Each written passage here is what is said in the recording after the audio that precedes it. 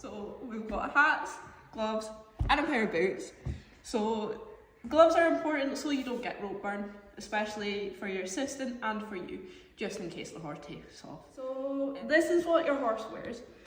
So we've got the bridle, and this one is a snaffle. It doesn't necessarily have to be a snaffle, it can be anything that your horse wears every day. And your long lines just clip onto your bit just there. As you can see, they've got little clips on it, just like so. Might be various different clips, but they'll clip onto your bridle. So what you're going to put on their back, you can either choose a roller, which is the most common one, which is this thing here. And it's similar to a saddle, but it has a less pressure on their back. And it's to hold your lines up, okay? So rather than your lines trailing on the ground, you can tie them up and up through the D-rings on it. And it makes it a bit easier. To put underneath it, we've got a really nice, thick, lovely nut, okay? So that it keeps it soft on the horse's back. The other option is to put on a saddle, but unfortunately this saddle doesn't have any stirrups on today. But normally you'd have stirrups on and they'd be tied down to the girth, okay? So it would be here, and your stirrups would sit down just below the saddle, so then you can put your lines through your stirrups, okay? You've got your whips, okay? So we've got a lunging whip that's a bit longer, which to start off with, it may be quite difficult to hold on to, which for that, we have got a driving whip. It's a lot easier, it's a lot lighter, and it's easier to hold on to, especially when you're holding all these lines in your hand.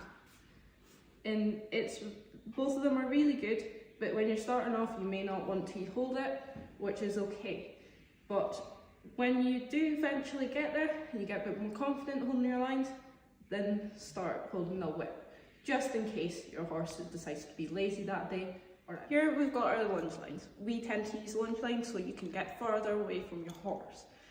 Which sometimes isn't the best, but as long as you're within out of kicking distance. I like to use two different coloured lines. So I've got a dark blue one and a light blue one. This goes from you along onto your roller, and then onto the bridle, or through your saddle, onto your stirrups. With these, you've got to make sure that you've still got a nice connection to your horse's bit. And then this is how you steer and you stop. So here we've got Mr. Woody, our lovely dummy for today. We are going to do some reining. So we're going to pretend that this is our roller for today, our saddle. So we're going to put it through there, making sure that none of our lines hanging on the floor. And then we're going to clip it on and make sure it's in the way so that it doesn't get caught on anything else, okay? Then we're going to take a step back and grab our lines. Normally, you pass it over the back of the horse. Now, one line is nicely neat and tidy, but my other line is not so much. So what I'm going to do is I'm going to throw it away from me, and then you're going to roll it up like what you do your lunge line. This is it completed, so it's nice and neat. As you can see, I've got both lines in my hand, and I'm holding them not quite like reins, but I'm holding them firmly in my hand, but I can also take a step back and let it go out, and I can also stop. Okay, as you can see, my reins are too long, so to tighten them up a little bit, I'm going to take my other hand, pull my rein through, and then I'm going to shorten them up. And the same with the other side. And then I've got two equal lengths. If you want a bit more length, watch that it doesn't wrap around your hand quite tightly, because if the horse takes off, it's not going to be nice for your hands. So you can lengthen and let go of however many like lines long you want your lines, okay? And to move to either way, so to move to your left, I'm going to pull my dark blue rope and it's going to pull Woody to my left. If I want to go right, I'm going to pull my ring closest. And you're just going to pull it back to your stomach. You can't really open it, it doesn't really do anything. You can't really open this side. As you can see, it just moves Woody a little bit, but not that much. So, really, you want to pull back towards your stomach.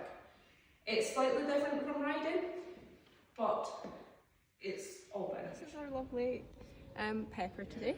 We're going to throw a number first. She's not going to react to it. Then we've got our roller. You don't want it sitting too far back, nor too far forward, because if you put it there, it's going to be on our shoulders. You want it in line where your girth is going to sit. This one is very helpful because it's got two pads either side, so it sits with a gap in at her back. And then what we're going to do is we're going to girth it up. It just goes on like a normal girth onto your end of your roller. So here we've got Bex, who is rubbing lines. As you can see, Pepper is non-reactive to it and she's quite relaxed. And she's not even bothering. She's going to move over to the other side. Make sure she's not reacting to it either side. Make sure you do everything from both sides and that you're not just going one direction. Bex is going to go around Pepper's bum and go right the way round. See if she's going to react. A little bit of a reaction, and she's going to pull a bit of tension. And she's moving away, but that's okay. Good girl.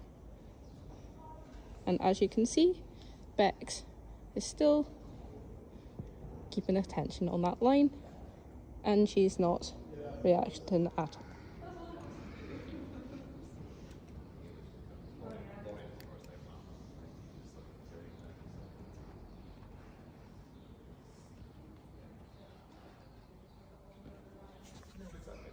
Okay, pause. I'll do a try. So Pepper is fully tracked up, ready. Bex is standing at a good distance away that she's not going to get kicked, and she's holding her lines correctly. She has also sorted them out so that they're not tangled up in her hands. Bex is away to go and try a walk on to start off with. So when you're ready, Bex, ask her to walk on. Pepper, walk on. And as you can see, like, she used her voice very much. Her lines aren't trailing on the ground, and Pepper has a lovely forward walk going. As you can see here, Bex is doing a circle, and she is barely moving, and she's got contact down the inside rein and the outside rein. When Bex is ready, she is going to go and do a downward transition, and you can hear it in her voice that she's going to ask her to steady and in a very calm voice. And that was a really good transition downwards.